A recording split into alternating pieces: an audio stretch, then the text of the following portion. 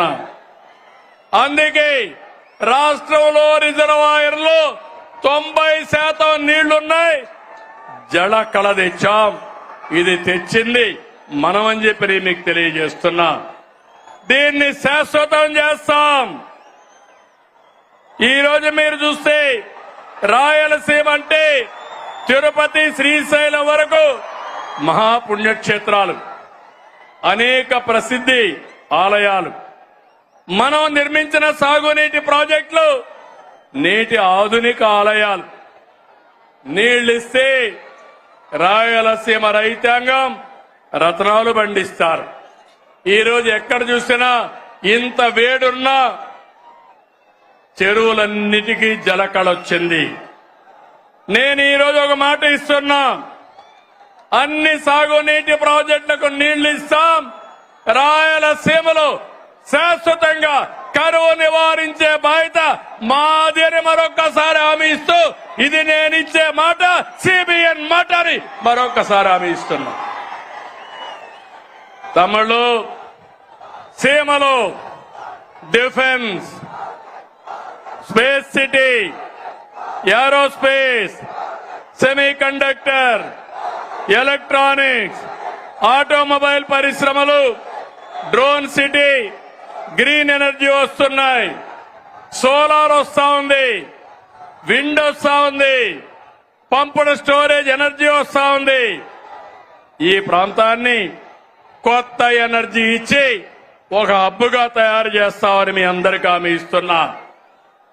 ఇక రాయలసీమ రాళ్ల సీమ కాదు, రాయలసీమ రతనాల సీమ. రోడ్లు, ఎయిర్పోర్ట్లు, రైల్వే లైన్లు, ఇండస్ట్రియల్ పార్కులు, రాయలసీమ స్టీల్ ప్లాంట్, హార్టికల్చర్ సాగుతూ రాయలసీమను అభివృద్ధి చేసే బాధ్యత మాదని మరొక్కసారి మీ అందరికీ హామీ ఇస్తున్నా. ఎవరు అడ్డొచ్చారో సీమ అభివృద్ధి ఆగదు, ఆగదు. ఇది నా భరోసా అని మరొక్కసారి హామీ ఇస్తున్నా. తమ్ముళ్ళు, ఒక అకుంఠిత దీక్షతో రాష్ట్రం కోసం పనిచేస్తున్నాం. నేను, మిత్రులు పవన్ కళ్యాణ్ గారు, మా ఆలోచన ఒకటి,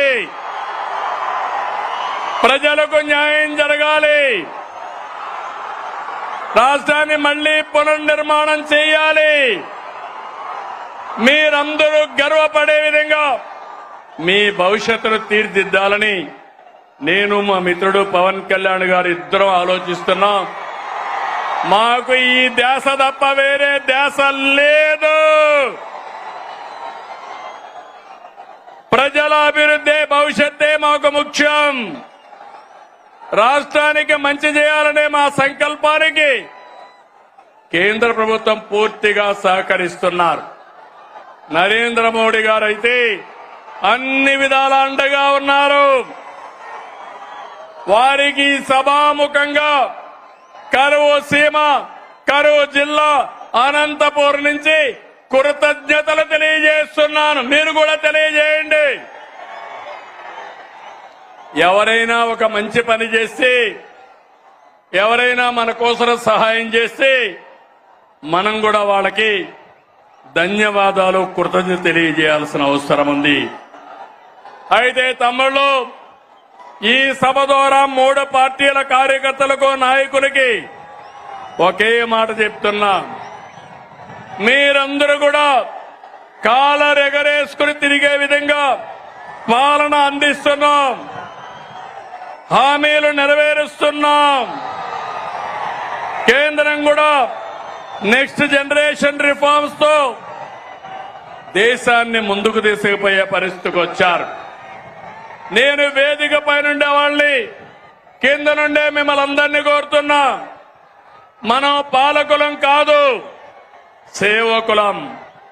మనం పెత్తందారులం కాదు, ప్రజల భవిష్యత్తు కోసం పనిచేసే వారసులం అని చెప్పి మాత్రం మీ అందరికీ తెలియజేస్తున్నా.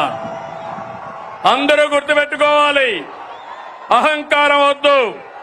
అవినీతి, ఆలసత్వం, అసంతృప్తి అనేది మన దగ్గరికి రానిద్దండి.